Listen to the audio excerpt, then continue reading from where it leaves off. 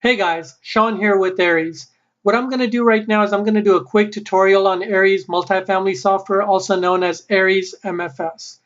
Now, I've had a lot of my followers ask me, "Hey Sean, you've got a, software that's doing single family homes that's helping us evaluate it. Do you have something like that for multifamily?" I went ahead and threw something together, and we were supposed to launch this about 3 weeks from now, but my marketing team decided to go ahead and move up the launch. So I'm doing a quick tutorial on it. I haven't had a chance to do a script on it, so I'm just going to go ahead and go with the flow. If I make any mistakes or anything, I apologize in advance. Please just bear with me. So once you go ahead and download Areis MFS, you're going to open up the file. It may ask you to enable editing and enable macros. Please go ahead and do so. Once you do that, you're going to be at the instruction page. When you're at the instruction page, you'll see all the instructions that will navigate you through Areis MFS. I'm not going to read them out right now, but you're more than welcome to read them when you get a chance. I'll cover most of it, and we'll just basically go from there. Also, over here, you're going to see another CRM that we have. It's a very light CRM called Areis Lite. If you haven't had a chance to do so, just click on the link and check it out. It's very awesome. All right, so let's move along. Once you're in here, what I want you to do is I want you to go ahead and jump to the information tab and scroll to the bottom. What we're going to do is when you first open the file, I want to go ahead and save your company information so it's always there when you reopen up the files. So for this example, I'm just going to go ahead and put in our company information, which is Areis. Contact name, I'm just going to type in Sean. Phone number 123-456-7890. Email address is going to be support@goareis.com. Website's going to be goareis.com. Now, once you've entered in that information, I want you to go ahead and hit save.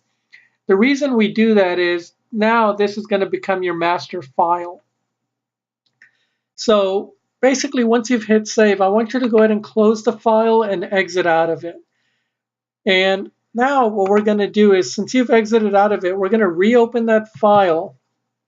And if you look at the bottom, you're going to see that that information is still there. For this example, we're going to work with a property address, 123 Main Street. So what I want you to do is anytime you have a property that you're working with, go to File, Save As, and save it as that particular street address.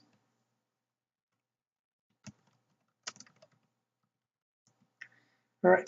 The reason you do this is one, you don't mess with your master file, and two, you've just created a separate file that you can reference back to if you need to. All right. So since we're working with 123 Main Street, what we're going to do is we're going to go ahead and go to the property information tab, which is located right here. Before I do that, the other thing that we have on the information tab are these two pictures. You can use these pictures for company logos or property pictures. And to change the picture, all you need to do is just simply right-click on it, go to change picture, select the picture from your computer, and press OK, and that's it. You're pretty much set to go. We're not going to change any pictures right now, so we're just going to move along. When we go to the property information, you're going to get to a sheet that looks like this. So what we're going to do is we're going to start by putting in a property address. We're going to go ahead and put in 123 Main Street. City, we're just going to put in Houston. State, Texas. Zip code 77000. And by the way, I'm just making all this information up. So for property class, it just depends on what type of area your property is in. If it's around high-end shops and so forth, it's considered an A class. Coffee shops and so forth, probably a B class, and it goes on from there. If you're not sure what area your property is in, check with your commercial realtor and they should have more information for you on that. Total units, we're just going to put 10. Vacant units, we're going to put 3. I'll come back to this area in a second. This is kind of important. You want to put in all the units there and the number of vacant units right over here. Square footage, we're going to do 15,000. Lot size, 22,000. I'm just making these numbers up. It was built in 1980. So once you've entered in the property information, then you need to go ahead and put in the contact information. So we're just going to say it's John Smith. His company is JS Investments. If the property has a property name, we're going to go ahead and put that there. If it's an apartment complex, it's usually the apartment complex that goes there. We're going to put in the address, 123, I'm sorry, it went to email address. The company address, 123 Cherry Lane. The city and state, we'll just put Houston, Texas again. The zip code, 77001. Email address, js@yahoo.com. And the seller's phone number would go here, 333.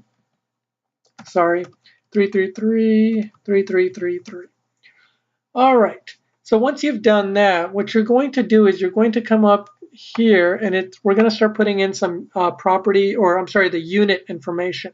So since for this example we had a 10-unit property, we're going to say that, let's say for example, 6 of the units are 1 bedroom, 1 bath being rented out at about $750. Then we have 3 units that are 2 bedroom, 1 bath, which are $850. And then we've got 1 unit, which is actually a 2 bedroom, 1.5 bath being rented out for $900.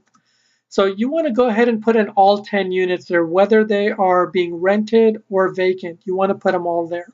The reason you do that is because when you come over here to the right, it's going to go ahead and calculate out your total monthly income, your gross annual income, and your adjusted gross annual income as well.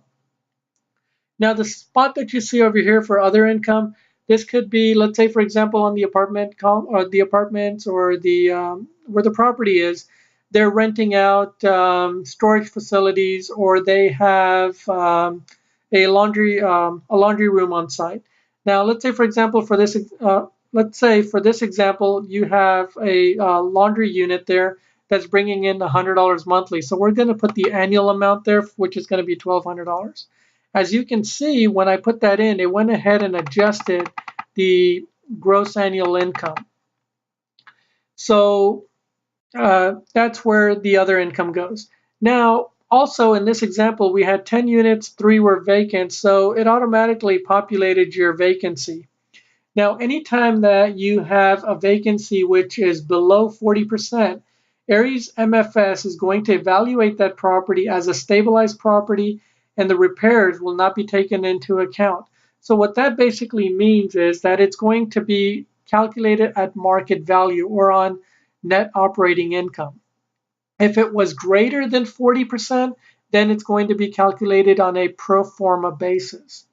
So you want to keep that in mind. And again, you'll see that more in detail on the instruction sheet, and also you'll see it on the bottom, which I'll show you in just a second.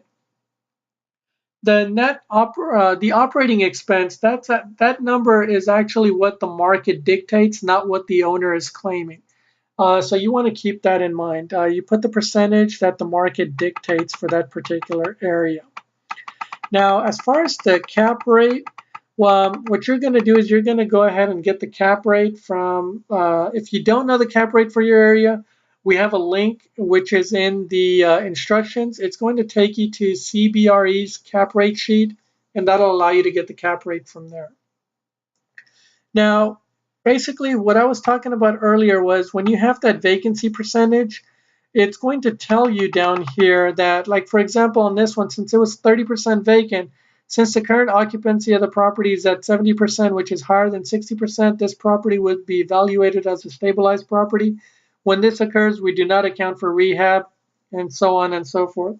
If it was above 40%, then it's going to tell you that we are going to calculate it on pro forma based on what the amounts would be after they are rehabbed. All right. So moving along, this is going to also show you what your maximum allowable offer should be for the property.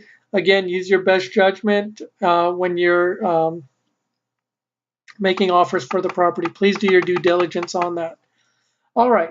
So what we're going to do now is, say for example, that's pretty much it. Over here to the right, you have a rehab estimator or rehab calculator.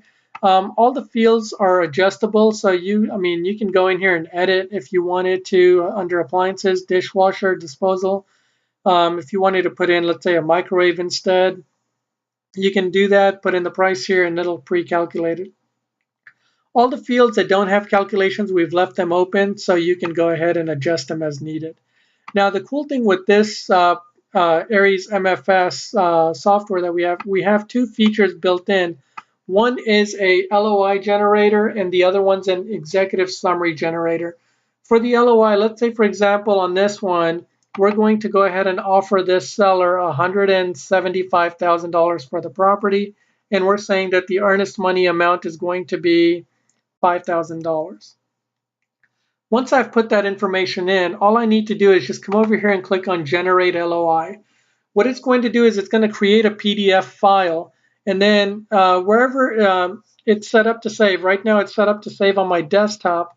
For your account, it may be your documents folder or your downloads folder. Just keep an eye on that. So what we're going to do is we're just going to go ahead and call this 123 Main Street LOI, and then press enter.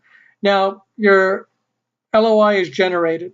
Now the other thing that we're going to do is we're going to go ahead and create an executive summary also, and then I'll go back and I'll show you what those two PDFs look like.